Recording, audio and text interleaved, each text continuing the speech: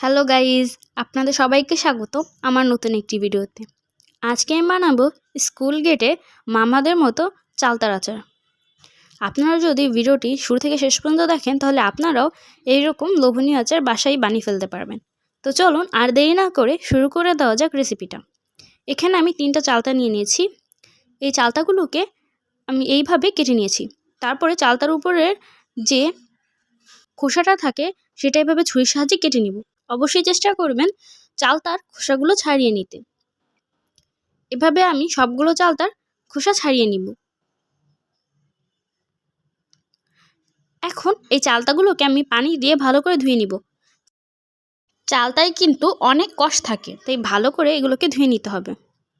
ধোয়া হয়ে গেলে চুলায় একটা হাঁড়ি বসিয়ে তাতে সেই চালতাগুলো দিয়ে দিব। এখন এখানে চালতাগুলো সেদ্ধ করার জন্য পানি দিয়ে দিব। লবণ দিয়ে দিব 2 চামচ পরিমাণে, আর হলুদ গুঁড়া দিয়ে দিব 1 চা চামচ। হালকা একটু মিশিয়ে ঢাকনা দিয়ে ঢেকে এই চালতাগুলোকে সেদ্ধ করার জন্য রেখে দিব। আমার চালতাগুলো ভালো করে সেদ্ধ করা হয়ে গেছে। এখন চুলায় অন্য একটা হাঁড়ি বসিয়ে তাতে দিয়ে দিব 5 ফোড়ন, 1 টেবিল স্পুন পরিমাণ জিরা, 1 টেবিল স্পুন পরিমাণ মৌরি, 1 টেবিল স্পুন পরিমাণ, তারপরে শুকনো মরিচ দিয়ে দিব 6-7টা। এখন এই সব কিছুকে হালকা একটু ভেজে নিব। ঘ্রাণ ছড়ানো পর্যন্ত এগুলোকে ভেজে তারপরে এগুলোকে গুঁড়ো করে নিব।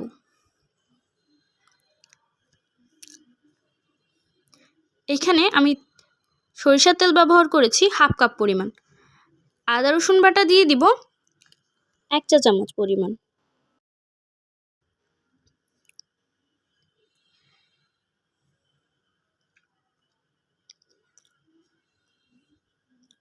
হালকা একটু নেড়ে চেড়ে এখানে আগের থেকে সেদ্ধ করে রাখা চালতাগুলো সবগুলো দিয়ে দিব।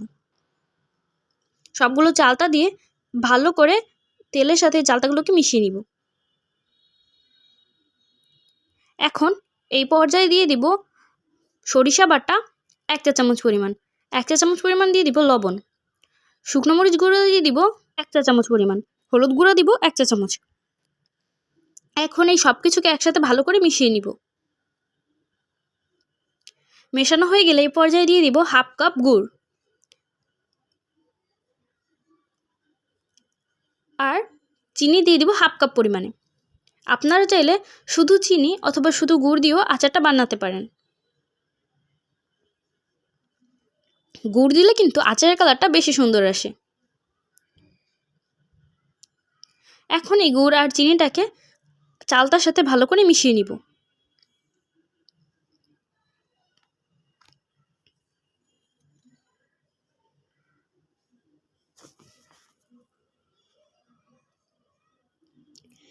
ভালো করে নেড়েচেড়ে মিশিয়ে এখানে ফুড কালার দিয়ে দিব 3-4 ফোঁটা। আপনারা চাইলে ফুড কালারটা স্কিপও করতে পারেন। এই ফুড কালারের কারণে কিন্তু চালতার কালারটা অনেক বেশি সুন্দর আসে। এখন হালকা একটু নেড়েচেড়ে মিশিয়ে এটাকে ঢাকনা দিয়ে ঢেকে রেখে দিব।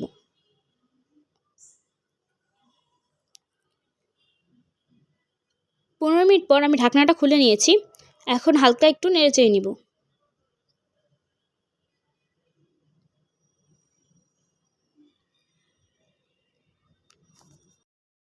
আবারও ঢাকনা দিয়ে ঢেকে রেখে দিব।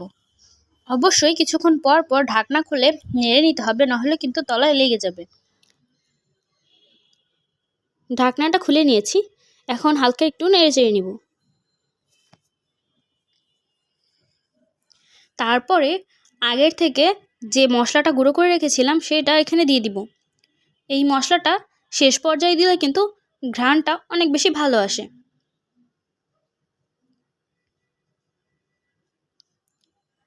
তারপরে এটাকে আরও কিছুক্ষণ রান্না করে দিয়ে দিব 1 চামচ ভিনেগার। এই ভিনেগারে কিন্তু আচারটা অনেক দিন পর্যন্ত ভালো থাকে।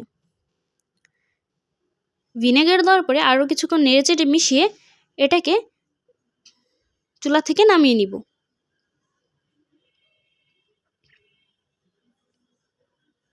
আমি কিন্তু চালতাটা সাথে সাথে সার্ভ করব না, একদিন ফ্রিজে রেখে দিব।